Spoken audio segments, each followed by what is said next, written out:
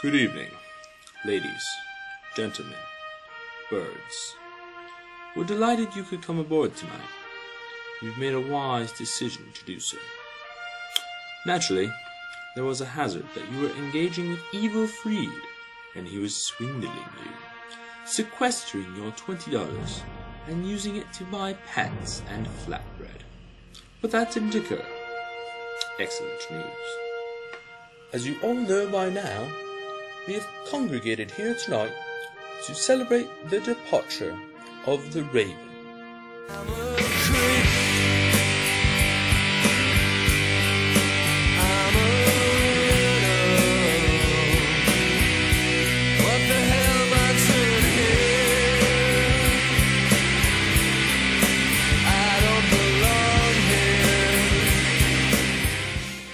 But as we commence tonight's festivities, you may be pondering yet, who is the Raven?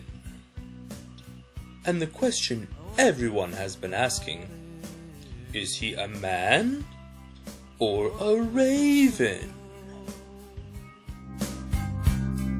I want you to notice when I'm not around. You're so fucking special. Follow me as we unlock the tales. I was special. We begin in St. Louis, the land of the majestic Gateway Arch. It's a fortunate man who resides in such an enchanting town.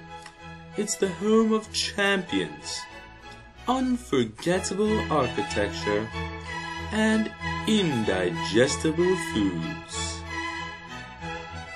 Many a day and night the Raven has spent here in St. Louis. By night you can discover him stumbling around with his associates, the Beeve, Miss Jackson, and Shitstains. By day, he does battle with his great adversary, the Wren.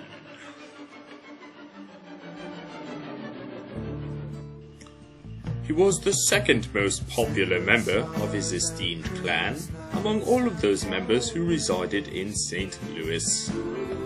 Those were the days of yore.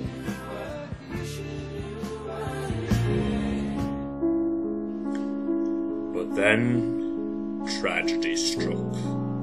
The Raven was drawn out of his nest, forced to leave behind his friends and his enemies to travel to a remote, far-off land. A land in which no man should have to hang his hat, no raven forced to roost.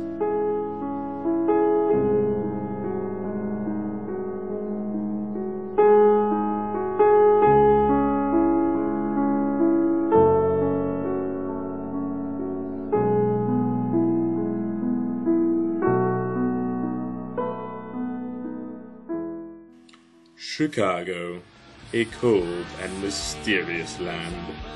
A land where men look up to heroes, crazy, ugly, and bald. It was the worst of times. How would the Raven survive these dark days? If you don't get yours, I won't get mine as well. To continue our tale, we must journey around the world to the distant realm of China to pay a call to the Oracle of Shanghai.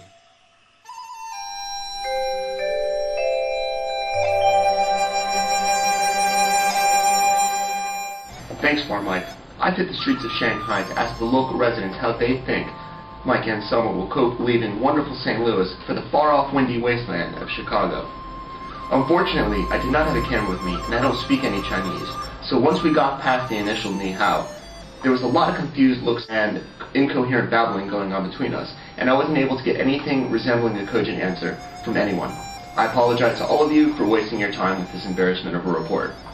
This has been Matt Greenberg filling in for Asian reporter Trish Nakagawa. Back to you, Mike.